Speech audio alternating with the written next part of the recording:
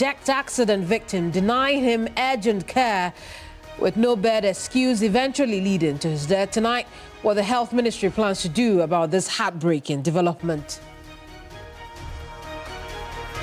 Well, also this hour, Afenyo Markin's position as minority leader is safe. NPP General Secretary tells TV3 there are no plans to make any changes in the near future.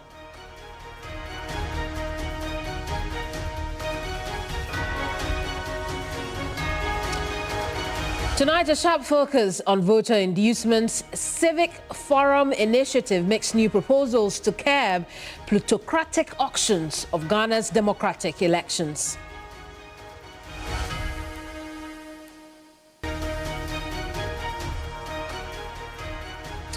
Meanwhile, tonight, we have been digging into the Epstein files, and Ghana says pretty in there. This is Ghana Tonight. We are live on TV3 and on 392.7 FM. You may be watching us also on 3news.com, youtube.com, and x.com, as well as facebook.com. If you'd like to be a part of our program, remember to use the hashtag Ghana Tonight.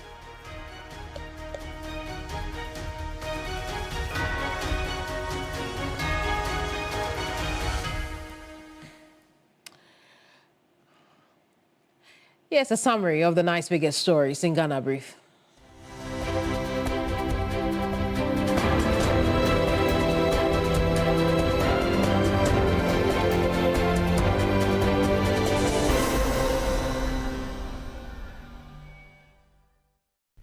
Chairperson of the Food, Agriculture and Cocoa Affairs, Dr. Godfred Jasal, has described the minority's demand for the dismissal of Cocoa Board Chief Executive Randy Abbey as unrealistic and not practical. According to him, the reforms announced by government is the best way to transform the cocoa industry, saying the reduction was influenced by prevailing prices in neighboring countries. The reasons for where we are, I think Randy Abbey is rather doing a lot well and a lot better to keep the ship at sail. And so, please, let's not personalize it. There have been structural deficiencies. Randy has been able to hold on this far. He's been able to manage in a way that can guarantee us some sustainability going forward, some growth going forward.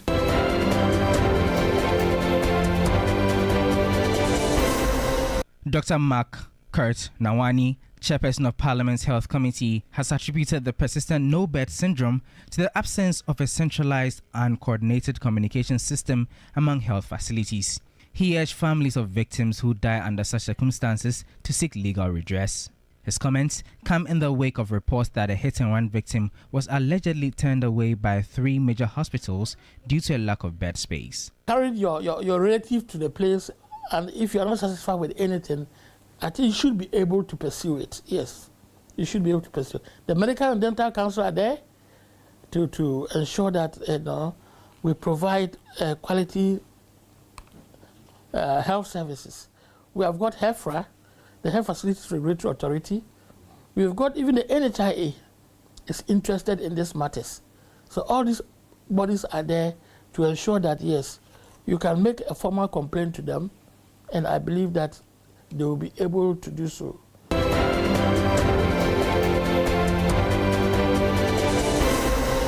Former Vice President and 2028 flag bearer of the New Patriotic Party, Dr. Mahmoud Bawumia, has called on all party members to forgive one another as the party strategizes ahead of the 2028 election. Dr. Bawumia was speaking at a Thanksgiving ceremony at the National Mosque on Friday.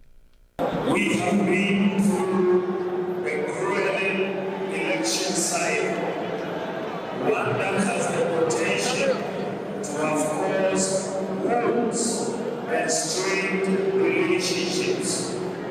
Elections can leave scars that may not show on the surface, but sometimes cut deeply.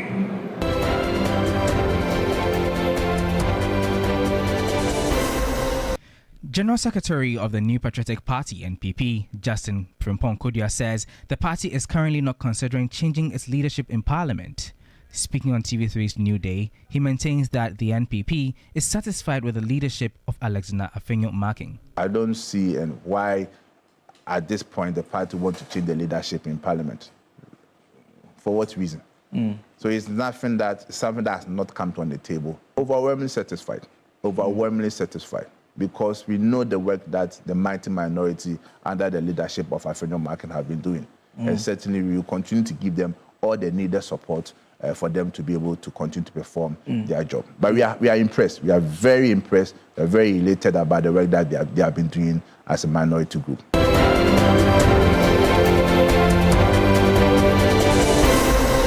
Ghanaians and holders of Ghanaian passports can now travel to about 50 countries without visas, and this number is expected to increase in the coming days as Ghana signs more visa waiver agreements with African countries and countries from other continents. This was disclosed by the Foreign Affairs Minister, Samuel Kujuta Blakwa, on the sidelines of the ongoing Africa Union Summit in Addis Ababa, Ethiopia.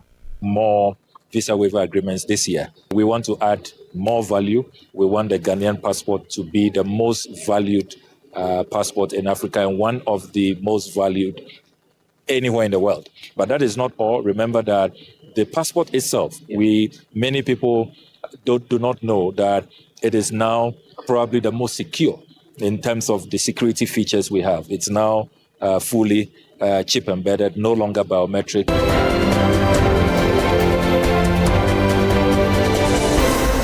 President of the Confederation of African Football has firmly rejected claims that the 2027 Africa Cup of Nations could be stripped from its East African host. Addressing journalists after a CAF Executive Committee meeting in Dar es Salaam, Motsepe rubbished a report by The Guardian which suggested that infrastructure challenges in the host countries might force CAF to reconsider the venue.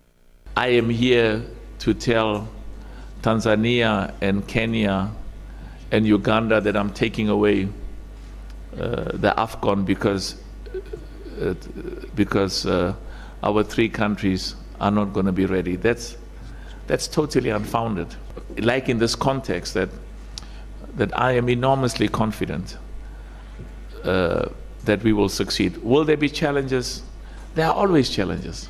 There were many countries that wanted to host it, but because we didn't have time, our standards were very, very high.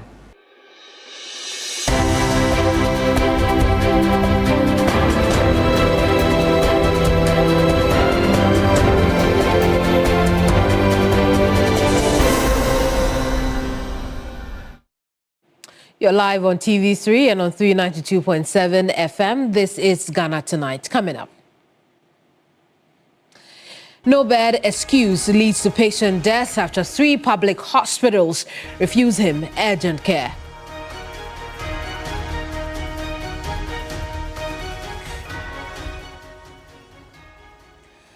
Imagine this. After a hard day's work, you're excited to go home and catch some much-needed rest. Essentially, escape from the shackles of work life. On your way home, the same route you use every day, without problems. This time, you hear a big, loud bang. It is you. You are in an accident, bleeding profusely. You are in so much pain, you hear the screams from all around you, but you're too weak to move from your supine position. Your blood keeps spilling, as if to chase the driver who has just hit you off your motorbike. This is not just a story.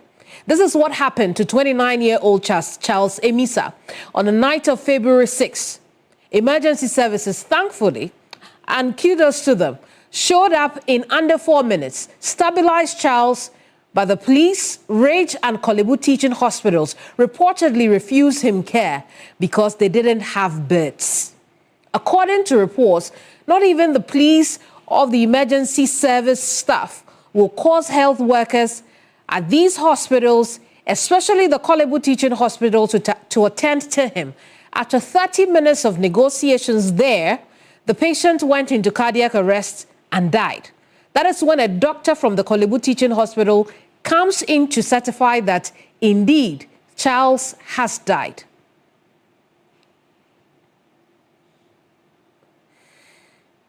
Tonight, the Health Minister, Kwabena Minta Akando, swings into action. Take a listen.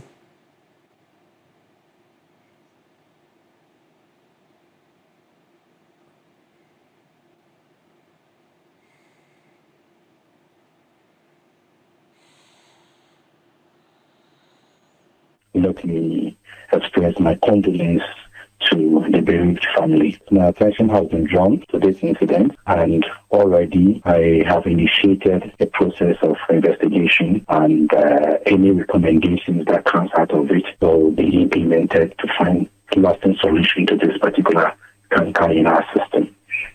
And so I instructed one of our directors to start the processes of establishing what we call a call center, where we have visibility on all hospital beds, and the call center will be directing patients as and where there is a vacancy. And so it's one of the things we are looking at, among other things. Let me express my condolence to the bereaved family. Well, sadly, Charles's life cannot be got back. Now, Chairperson of the Health Committee of Parliament, Dr. Mark Kurt Nawani, urges families of patients who lose their lives due to the no-bed excuse seek legal redress. You are a human being, or you carried your relative to the place, and if you are not satisfied with anything, I think you should be able to pursue it. Yes, you should be able to pursue it. The Medical and Dental Council are there to ensure that we provide quality health services. We have got HEFRA, the Health Facilities Regulatory Authority. We've got even the NHIA is interested in these matters.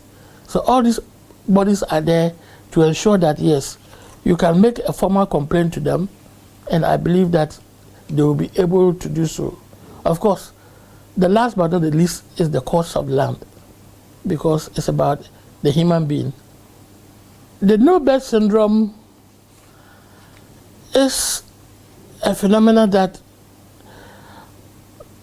sometimes I find it difficult to understand, especially when it is an emergency. Because when it's an emergency, we expect that you stabilize the person first, before even if you need to refer, you do so. But now, I must say that there are so many hospitals in the country. Even the specialist hospitals in Accra are not that small. What I am thinking is that there's a lack of communication between hospitals. Because if you go to the first hospital and there's no bed, they should be able to inform you that there is a bed in this particular hospital, but we do not have. If we can network our systems, if you go to this hospital and there's no bed, they should be able to inform you that go here, there are beds.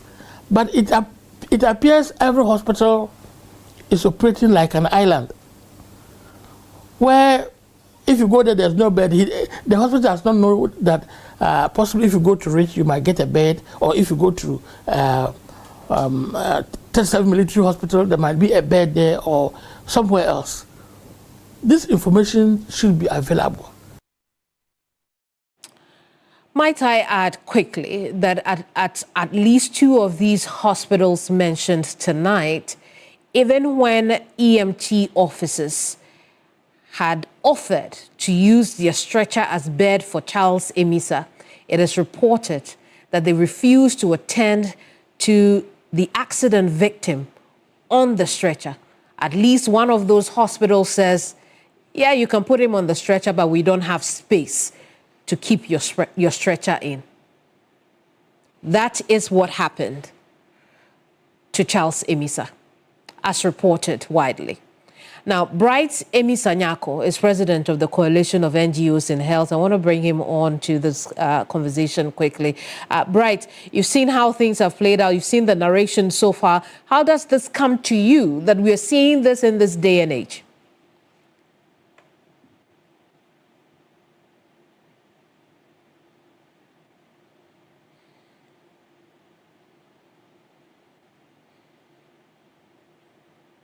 Hello, Bright. Oh, it appears we've lost Bright over the phone. But that is the situation at hand now? We know that the family now know that the young man or their relative, they had reported at the police station as being missing since the night of February 6th. On February 9th, they had a call that so-and-so person had been seen. They went to identify the body only to realize it was Charles. So it was only after 3 days that his family realized that he had died. I want to bring in Bright now. Bright Nyakom is president of the NGOs in Health. He's joining our conversation quickly. Bright, how does this come to you? Yeah, this is a very worrying situation to us as civil society organizations and then community members. This could happen to any other person, and it's a very, very disheartening situation and then very, very distasteful. You know, as we move away from our homes to workplaces, to any other place to do business in whatever form, and then come back home, we only have to thank God. I believe this same person had left home, told these people, I am going and I'll be back soon. And unfortunately, he has to go through this trauma and then end up in his death. And it could happen to any other person. And this is a concern to us as civil society and then as citizens of Ghana. I see. And Bright, you know, I'll come back to my original question. Are you surprised that in this day and age, no bed is still used as an excuse for not attending to people who need particularly urgent medical care? I don't understand what the facilities mean by no bed. What do they mean? They have to come back to explain to us what it means to say no bed. What is the public health definition for that? If somebody is in danger, if somebody is within an emergency situation, and then is rushed to a facility, and you say no bed, is the bed a human being? Is the bed a nurse? Is the bed a doctor? Is the bed a lab technician or any other health personnel who is supposed to administer first aid or treatment to the person who is going through that kind of challenge, or who cannot do anything by himself or herself? So when you say no bed, is it the bed that is going to save this person, or somebody should attend quickly to this person and see what is happening and then begin to administer first aid, stabilize the condition, and then look at what next to do? The person was drove through an ambulance. At least he was sleeping on a stretcher. The stretcher in itself is a bed that doctors or nurses or healthcare providers could have provided him with some service to stabilize him, and then now begin to ask questions within the wards and find him space to sleep for better treatment. So if you say there's no bed, go to the next. There's no bed, go to the next. And until the person passes on. Is it the bed that was going to administer treatment to the person? Let's ask that. And what does our policy say? At least this is an emergency condition, and I believe the ambulance drove to the emergency ward. And within the emergency space at the hospital, the policy is saying that there should be at least one bed empty all the time. No matter how the condition of the patients over there, make one bed empty to receive the incoming emergency patients. Stabilize the conditions within there, and then distribute them to the other wards and free one bed to receive the incoming emergency patients. What has happened to that side of the policy? And then you talk of no bed just to kill people innocently, for families to weep. I don't know. It's very shameful to our system. And which facilities are better than Kolebu, 37, Rage, and the rest to mention? Where else, if these people say it's no bed, where else could the person have gone to save his life? Very, very shameful. I am very ashamed about the authorities in these facilities. And I believe government, the Honorable Minister, should take a very critical look at them and ask questions and place them where they should be. Somebody should be responsible for this.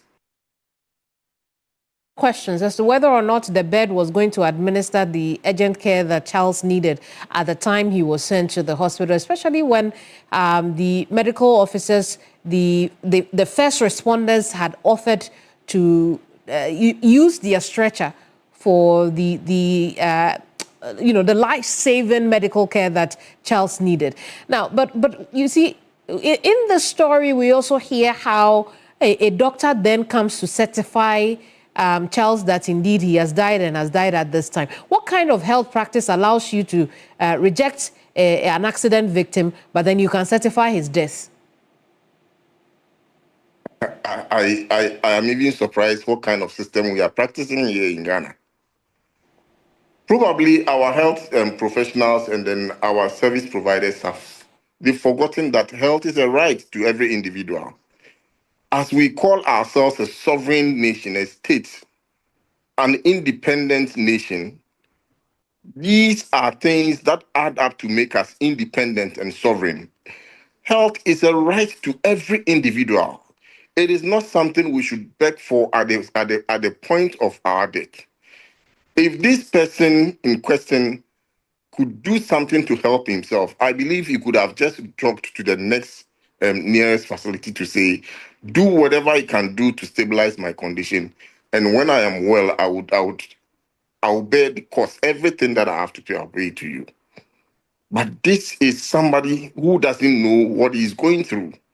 And the people around him, the paramedics that knows what he's going through, who are also health workers, who saw the condition and brought this person from one facility to the other, is telling you that we have gone here, there, and that. We have tried all our best. We have stabilized the person from this condition to that. He needs a prescriber. He needs the attention of a specialist so we could save him. And all they could say is, no bed, no bed, no bed. Is the bed a specialist? Is the bed a human being?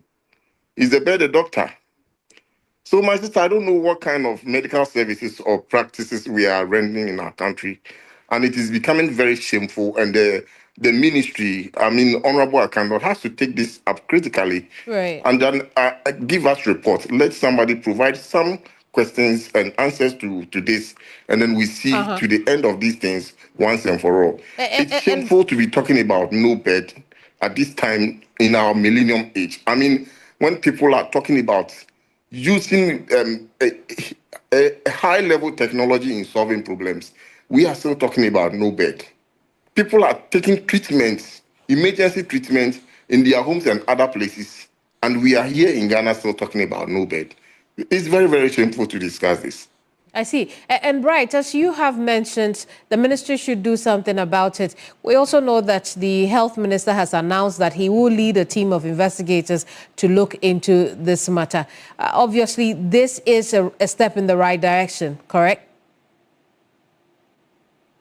We welcome that.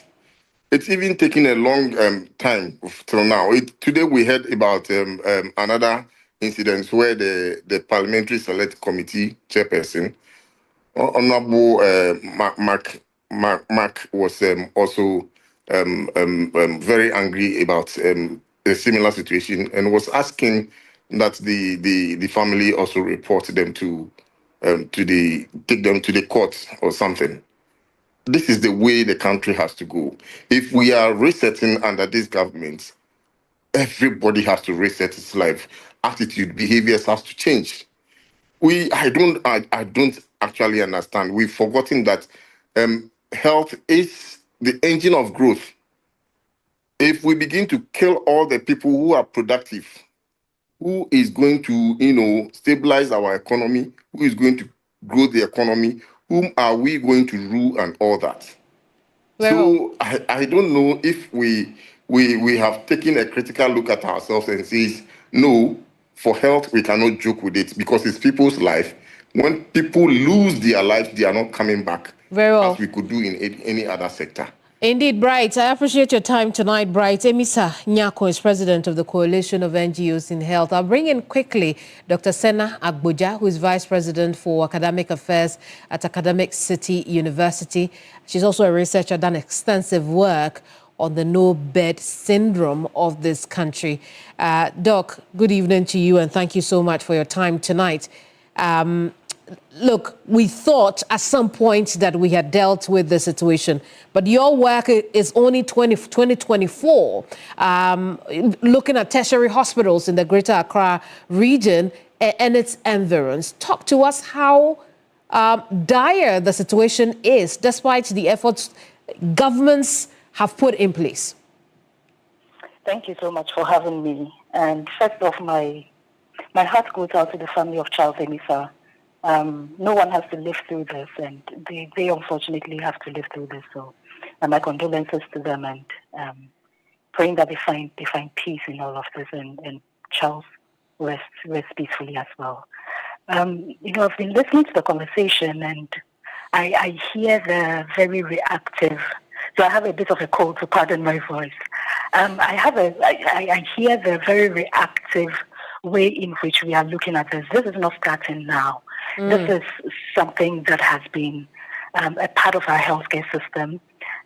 When there's a case that comes out and gets a bit of attention, then there's a lot of reactions to it, and then we have a lot of conversations, but then it dies off like everything else, and then life goes on till something happens again, and then it comes up. From the study that was done, actually was done by four of my former students. Back then I was at Ashesi University, and they did this work. Elvira, Juchibet, Christian, and then Samantha did this, and I supervised it with Professor Asante Daku. Now, we were interested in unpacking this issue because from where we sat, it's not a simple, straightforward problem. It's what we would call a systemic challenge. It's more of a phenomenon because it has multiple perspectives and multiple angles. I hear the conversations. I hear us saying that, the healthcare professionals they are the ones we should hold accountable. My heart goes off to the emergency medical technicians who tried. But there's also been some aspects of the conversations that have pointed in the direction of what it should be. Fundamentally, we all should be aware that currently the capacities that we have, or when we did the research in 2024, the capacities that we had in our hospitals showed that beds were at 97+% filled. Right. I heard the media speaker talking about, the policy that says leave a bed. At what point do you decide that, we'll leave this bed and won't take that patient, and because we want to wait for an emergency? A country shouldn't be at 97% capacity, and that clearly shows that there is a resource inadequacy issue. Now, that is when it comes to beds. So fundamentally, the facility saying that they don't have beds is not someone being irresponsible or someone not wanting to deliver health care, but it is the reality of what's on the ground. Secondly is the fact that they lack personnel. So you go into these spaces and you have 2-3 healthcare professionals who are caring for more patients than they should be caring for. They lack fundamental equipment to use. And all of this is just the resource constraints that they have to deal with. I see. So from the research we did, you could tell that the healthcare professionals were frustrated themselves, because imagine you working at TV3 and not having the opportunity to call me for us to have this conversation, or your lights are out, or you don't have even a microphone to speak into. You are being frustrated because you've been hired to do a job and you're not being given the resources you need to be able to deliver on the job. So we found a lot of healthcare professionals who were very frustrated because they didn't have the resources they needed. Now, the healthcare system itself has been calibrated into primary, secondary, and tertiary. There are some cases that have to go to specific places. But because the populace also haven't been educated about some of these things, cases that should go to primary or secondary healthcare facilities are ending up in the tertiary healthcare facilities. So what that is also happening is that there is congestion in the tertiary healthcare facilities that is making it difficult for the healthcare system as has been structured to work. There's education needed on our side as well as the populace to understand where to take what. Now, one of your speakers earlier on spoke about an integrated referral system, right? That helps us to know where there's space. There's an emergency, but there are smaller clinics, perhaps even primary healthcare providers or even private hospitals that could have attended to a situation like this. But they don't know where the beds are, and so they will go to these tertiary institutions that are already overwhelmed with patients. So if, I'm hearing the minister is interested, it's good. Mm-hmm. We need to sit down and have a conversation about a collaborative framework that helps us to get to the bottom of the issue. We can get emotional at this point. We can be reactive and try to blame, but it is systemic. And until we actually resolve the issues that are going on in the system holistically and get to the root cause of it, we'll not be able to resolve it. There'll be more cases. Tomorrow it might be somebody else. And like your speaker, like one of the speakers rightfully said, it can be any of us. It can be any of us at any time. It's as though we are working on a time bomb. And I feel like it's just, I feel like the evidence actually shows that it is because we are not looking at it as a holistic solution and putting in preventative measures, but rather waiting for things to happen, and then we all get excited and very reactive and pointing fingers at people. It's systemic, and we need to address it at that. Very well. Fundamentally, that's what we found, and that's what we pushed forward. Indeed, very well, Doc. We'll leave it here for now. Thank you so much for talking to us. And that's what makes this frightening, right? It could be anybody else. Away from this very heartbreaking story, let's talk about the NPP, shall we?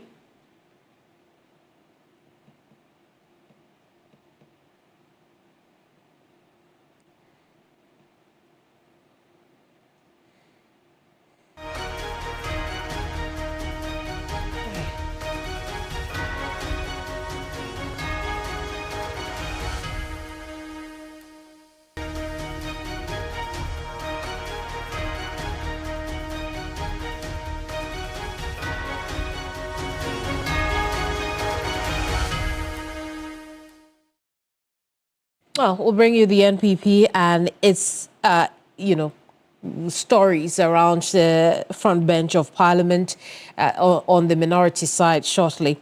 But let's turn attention to voter inducement, because tonight the Civic Forum Initiative, in collaboration with IDEG, is making a raft of proposals to curb the practice of voter inducement in Ghana's democratic elections. Some of the proposals include some of what I'm about to show you. A whole lot of them, including some changes that we hope to see in future elections. Systemic changes, that is, including political parties developing and adopting clear internal guidelines and regulations to curb vote selling, vote buying, bribery, and treating in their internal elections. Party leaders enforcing same integrity standards in internal elections as applied to national elections. The Electoral Commission being given an expanded mandate to exercise greater oversight over internal party elections in line with the constitutional requirement that political parties operate on democratic principles. Now, the Electoral Commission also appears overburdened. That's the observation CFI is making. That the responsibility for regulating and building the capacity of political parties be assigned to a separate dedicated body. Relevant investigative agencies must take concrete and visible steps to address electoral inducements and related offences to ensure accountability. And finally, the National Commission for Civic Education should, with full support from party leadership, promote democratic values and ideals within political parties and the broader political culture of this country. And this was jointly signed by the Vice President of CFI and IDEX, Professor Kwesi Jonah. But I'll bring in now Vice Chairperson of the Civic Forum Initiative, Reverend Dr. Emmanuel Ansah. I appreciate your time tonight. In that statement, you raised a number of concerns before you lay out those proposals for a solution of sort to the voter inducement at the level at which we see it today. Take us through them. Yeah, first and foremost, I want to thank your viewers for giving us the opportunity. The statement was not issued by just IDEC. IDEC is just one of the many organizations that form the Civic Forum Initiative. There are other organizations such as the Ghana Anti-Corruption Campaign, Transparency International, CDD, and then we have the religious bodies as well, the Christian Council, Chief Imam's Office, Charismatic Association, and many others come together to form the Civic Forum Initiative. Now, today's statement is based on the understanding that many others have shown concern about the current situation with regards to vote buying and the monetization of our politics. We are all afraid that with time, it might be more difficult for people who do not have the means to participate in public contests for election. And so we need to take the necessary steps. And with this particular instance, our view is that the responsibility must first and foremost get to the political parties.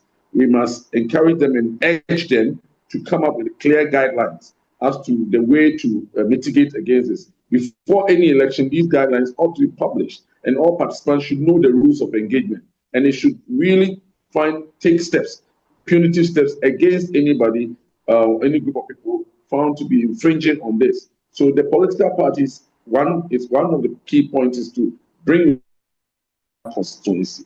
The other thing is that we are saying that the responsibilities of the EC as enshrined in the Constitution are enormous, and part of it has to do with the monitoring of the internal operations of political parties.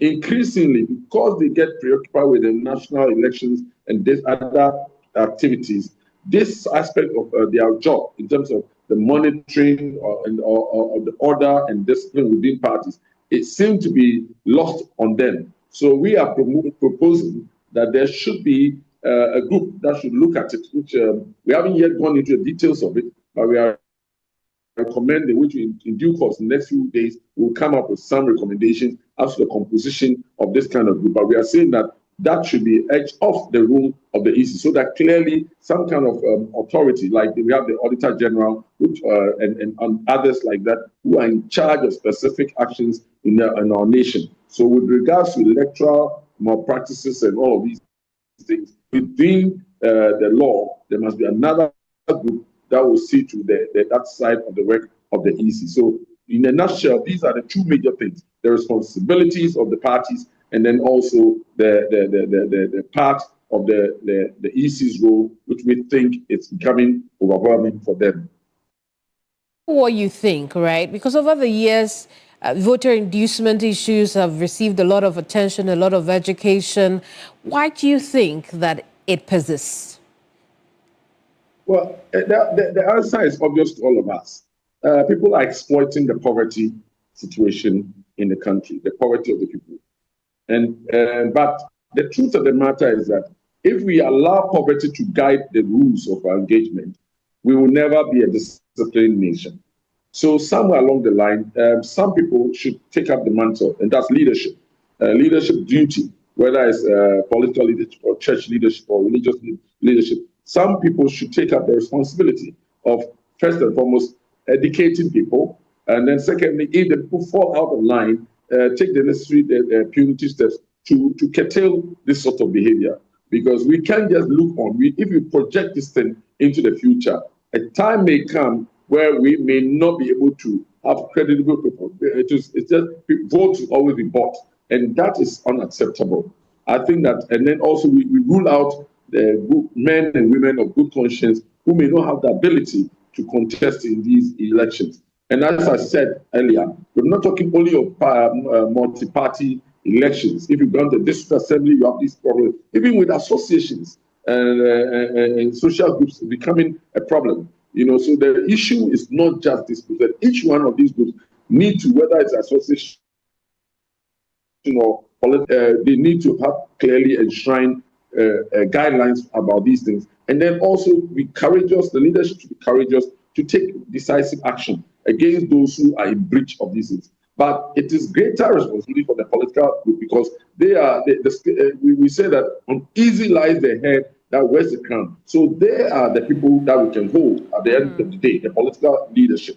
They are the ones who call the shot. So we will be happy to see the political leadership show the way. All the others will come along. But primarily, it is the problem of the political leadership. If they show the way, others will follow. And this, we're talking not just about the first level.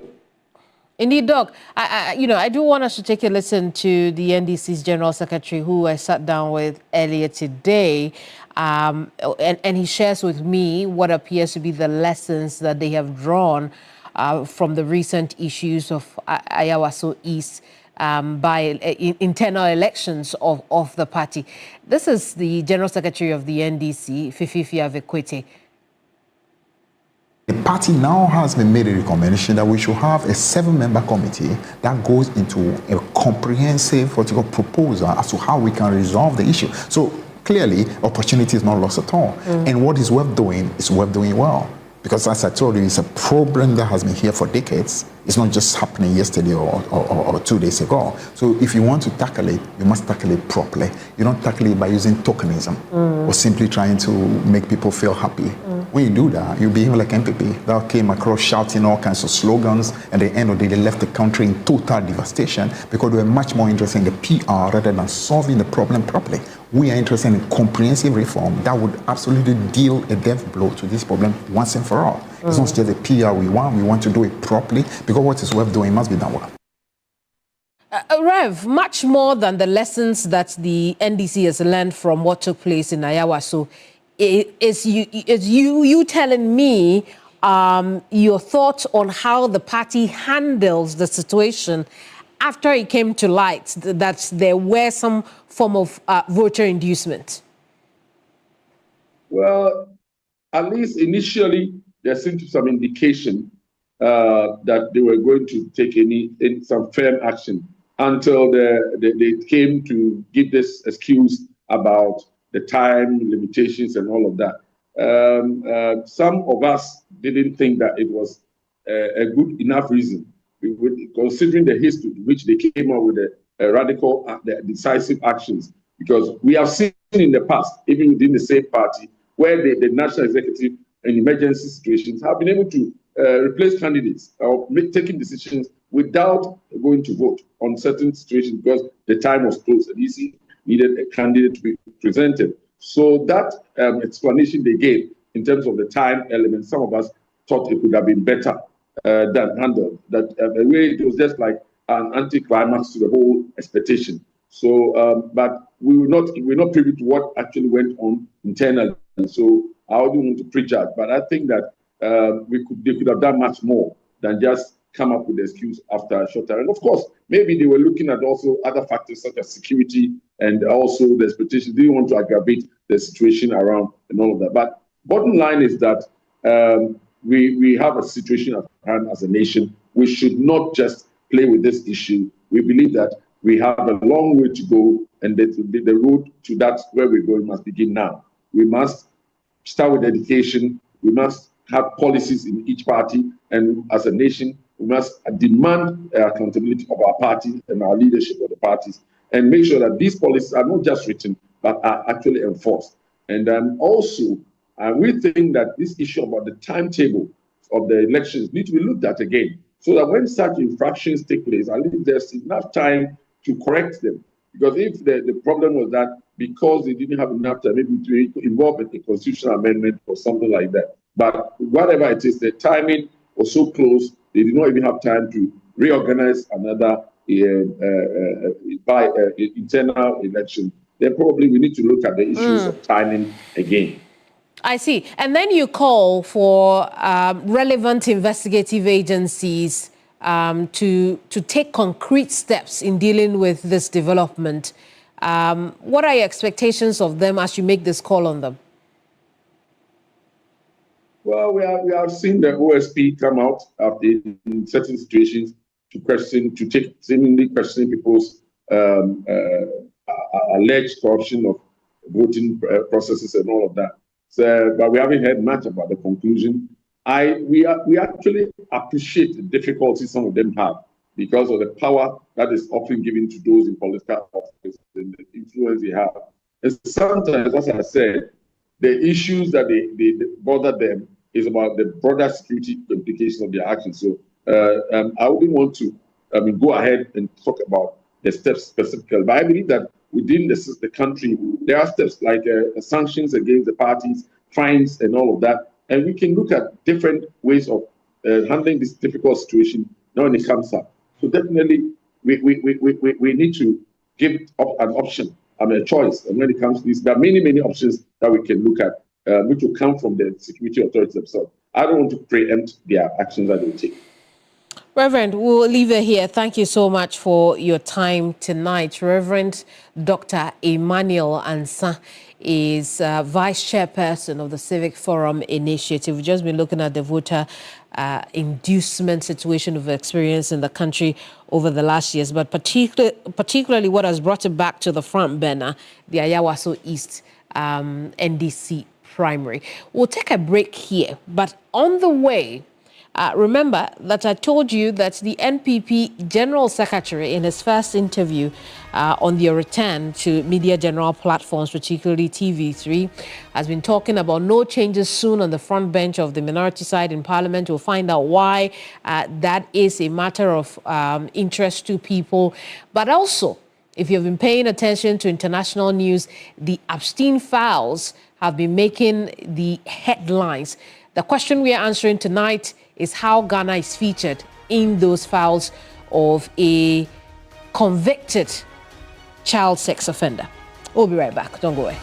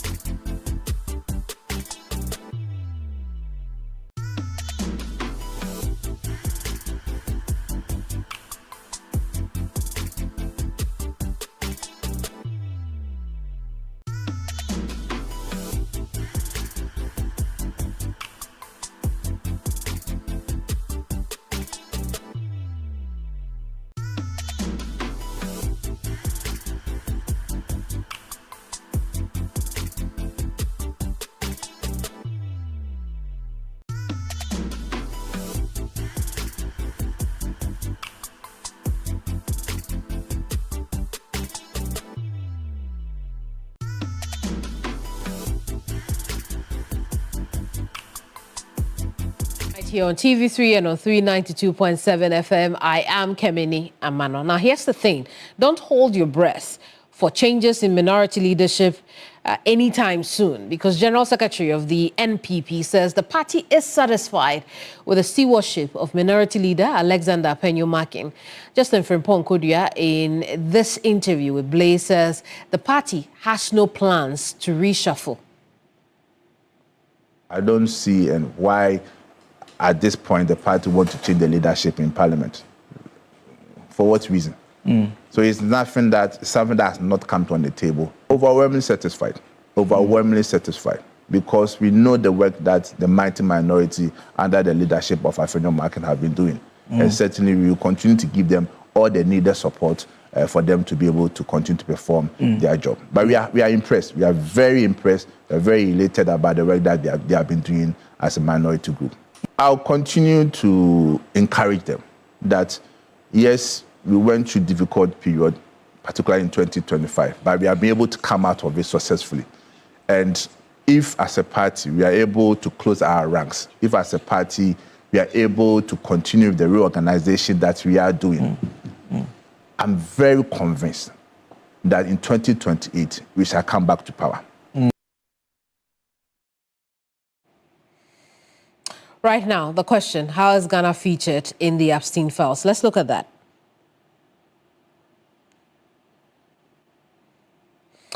Now, over the last several weeks, the world, but especially U.S. citizens, have poured over the more than 3 million files the U.S. Department of Justice released regarding convicted child sex offender Jeffrey Epstein. But what if I told you that Ghana finds itself in there as well? Let me guess. You're surprised, but not in shock. And your next natural question is, in it for what? And that's what you see. Because it's a valid question. And tonight, I have some valid answers for you. What are these valid answers? One of which is on the screen. Because first, let's establish that Epstein traveled through and to Ghana at least half a dozen times. Epstein's known links to Ghana date as far back as 2002, as you see in that manifest of President Bill Clinton's second visit to Accra while on his African tour. And from the documents I have seen so far, as recent as 2015.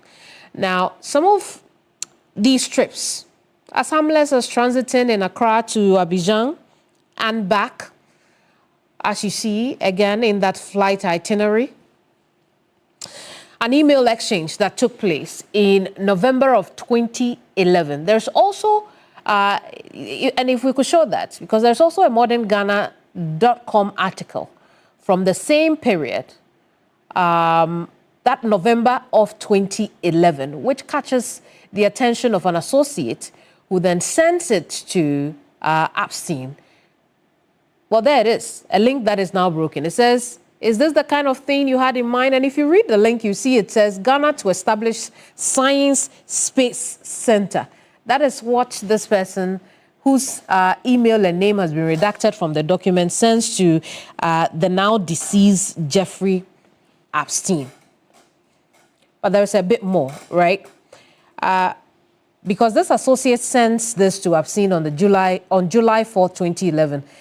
Clearly, what this tells us is that Epstein and his associates watch trends in this country so much that they also talk about a blue-eyed black girl from Ghana before a breakfast meeting with an associate in NYC. Now, which means that this is not an incident that happened in Ghana, but it's obviously somebody they know.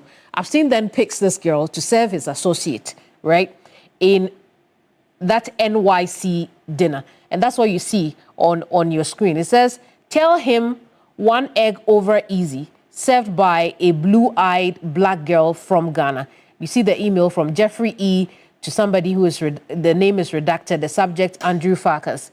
And the email that prompted that was, we have 8:30 breakfast on Friday, November 21st, organized for you and Andrew. Andrew is requesting you go to his home, on and on and on. It says it's happening at his house on the 71st. Now let's move on. The correspondences.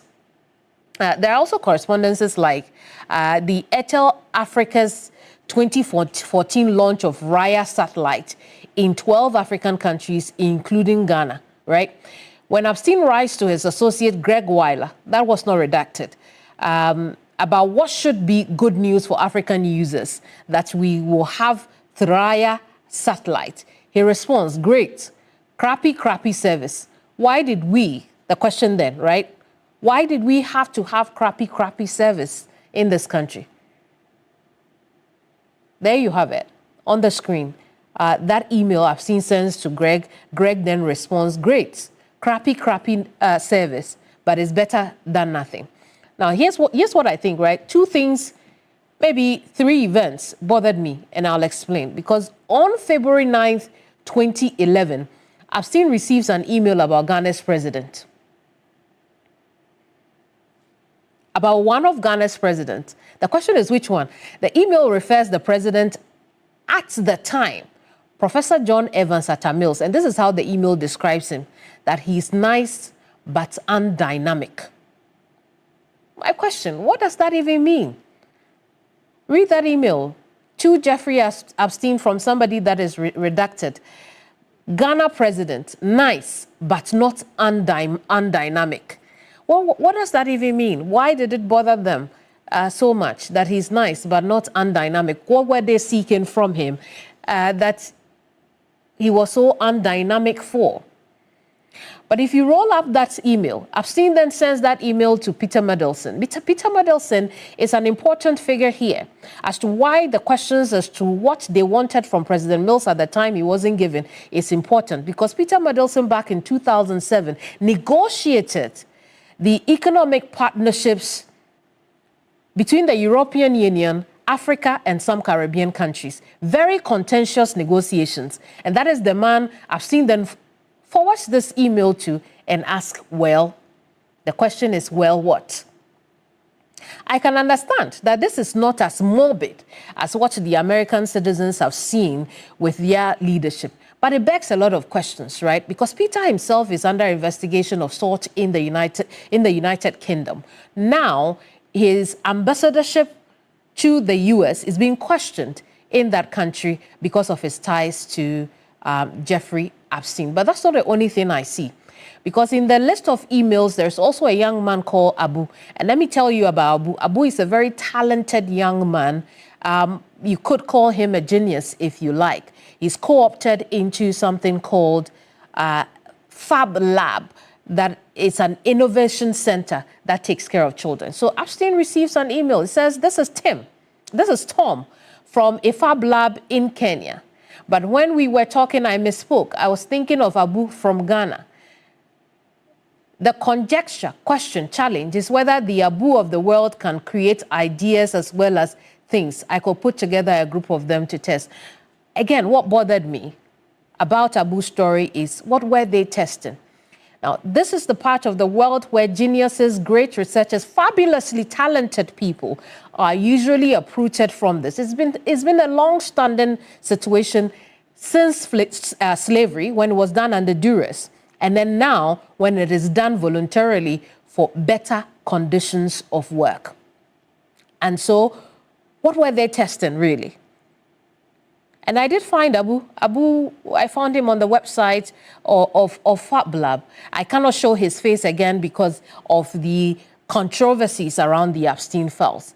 But then there is one more, right? Because if nothing has moved you so far, maybe this one will. This email, which you will see soon, from Epstein to an associate, and it reads, just heard from A, who is thrilled. He says, you and S have had a conversation. I was going to call you today, but if okay with you, I am going to focus on my presentation tomorrow with Boris and Lowell for Bill. This bill referring to President Bill Clinton. I've done a big financial analysis of 17 solid waste technologies, and I want to ask Bill if I can do this as a business and reinvest profits as grants. Now, take note of that.